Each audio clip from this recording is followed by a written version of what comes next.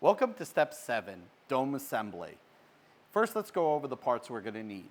You're going to need the dome, you're going to need the dome mount, and you're going to also need 3 M3 by 8 millimeter screws.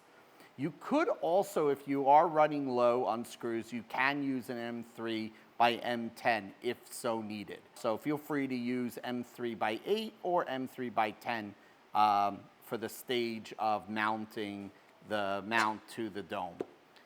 But first we're going to begin with M3 by 20 millimeters, and this one is going to be a bolt. I tend to go with a bolt rather than a screw, and it really doesn't make a difference on any of the colors. But the reason for this is because when this sticks through the other side, it's safer for kids and for really anyone rather than having a pointy object, so this one is obviously more blunt. So step number 1 is you're going to take that M3 bolt and you're going to screw it right into the mount.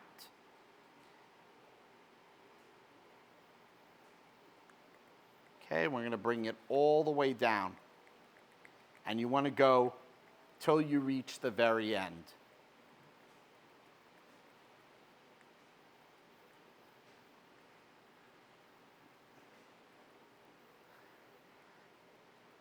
Okay, almost there.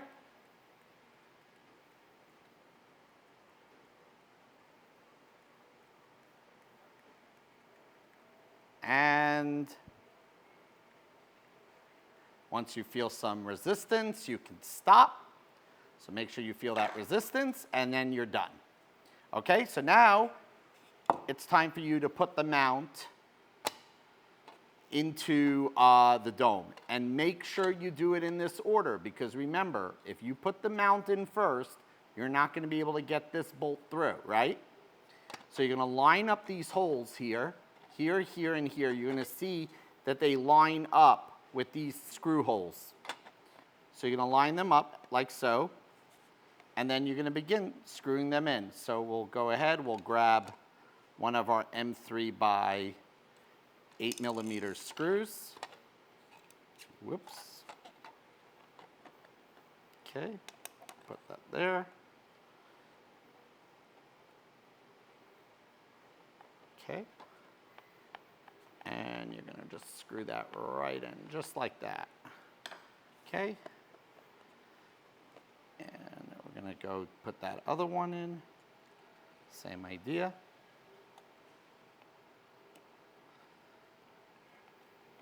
Okay, just till it's tight. Don't over tighten on any of these.